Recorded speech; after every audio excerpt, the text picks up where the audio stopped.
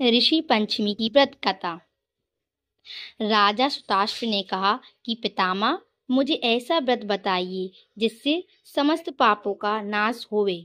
तब ब्रह्मा जी ने कहा, राजन, मैं तुम्हें ऐसा व्रत बताता हूँ जिसमें समस्त पाप विनाश को प्राप्त होंगे। वह ऋषि पंचमी का व्रत है जिसके करने से नारी जाति के तमाम पाप दूर होकर पुष्प की भागी होती हैं। इसके लिए तुमसे एक पुरातन कथा कहता हूँ कि विदर्भ देश में एक ऊतंग नाम के सदाचारी ब्राह्मण निवास करते थे। उनकी पतिव्रता नारी सुशीला से एक पुत्री और पुत्र का जन्म हुआ। पुत्र सुविभूषण ने वेदों का सांगोपांग अध्ययन किया। कन्या का समय अनुसार सामान्य कुल में ब्याह कर दिया, पर विधि के विधान से वह कन्या विधवा हो जाती है।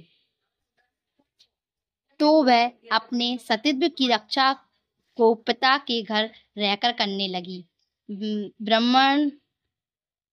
ब्राह्मण ने सब परिवार गंगा तट पर कुटी बना ब्राह्मण बालकों को विद्या अध्ययन करने लगी। एक दिवस कन्या माता पिता की सेवा कर रही थी। तब वह एक शिलाखंड पर शयन कर गई। रात भर में उसके सारे शरीर में कीड़े पड़ गए। सुबह जब कुछ शिष्यों ने उस कन्या को अचानक इस दशा में देखा, उसकी माता सुशीला को आवेदन किया कि गुरुपुत्री के दुख को देखिए। गुरु पत्नी ने जाकर अपनी पुत्री की दशा को देख के नाना तरह से विलाप करने लगी और वह पुत्री को उठाकर ब्राह्मण के पास लाती है। ब्राह्मण भी पुत्री की दशा को देखकर अति विस्मय को प्राप्त हुए और दुखी भी हुए। तब ब्राह्मणी ने हाथ जोड़कर कहा, महाराज, क्या कारण है कि इस पुत्री के सारे शरीर में कीड़े पड़ गए? तब महाराज ने ध्यान करके देखा तो पता चला कि यह पुत्री 7 जन्म पहले भी एक ब्राह्मणी थी। तो एक दिन राजस्वला होते हुए भी घर के तमाम बर्तन भोजन सामग्री छू ली और ऋषि पंचमी के व्रत को भी अनादर से देखा। उसी दोष के कारण इस पुत्री के शरीर में कीड़े पड़ गए। क्योंकि राजस्वला रोज धर्म वाली नारी प्रथम दिन चंडालनी के बराबर और दूसरे दिन ब्रह्मघातिनी के समान और वह तीसरे दिन धोबिन के समान दृष्टि से मानी जाती है। तुम्हारी कन्या ने ऋषि पंचमी व्रत के दर्शन अपमान के साथ किए। इससे ब्राह्मण कुल में जन्म तो हुआ, पर शरीर में कीड़े पड़ गए। तब सुशीला ने कहा, महाराज, ऐसे उत्तम व्रत को आप विधि के साथ वर्णन कीजिए जिससे संसार के प्राणी मात्र इस व्रत से लाभ उठा सकें। ब्राह्मण बोले, हे साधर्मिणी, जय व्रत भद्र मास की शुक्ल पक्ष की पंचमी को धारण किया जाता है।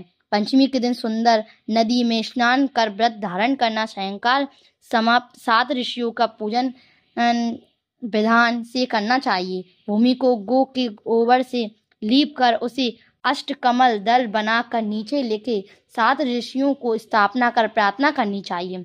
ऋषि कश्यप, अत्रि, भरद्वाज, विश्वामित्र, गौतम, जमदग्नि, वशिष्ठ महर्षियों की स्थापना कर आचमन, स्नान, चंदन, फूल, दीप, नैवेद्य आदि से पूजन कर व्रत सफल की कामना करनी चाहिए। इस व्रत को करके उद्यापन की विधि भी करना चाहिए। चतुर्थी के दिन एक बार भोजन करके पंचमी के दिन व्रत आरंभ करें। सुबह नदी का जलाशय में स्नान करके गोबर से लीप एक शत्रुध्वज चक्र बना के उस पर कलश स्थापन करें।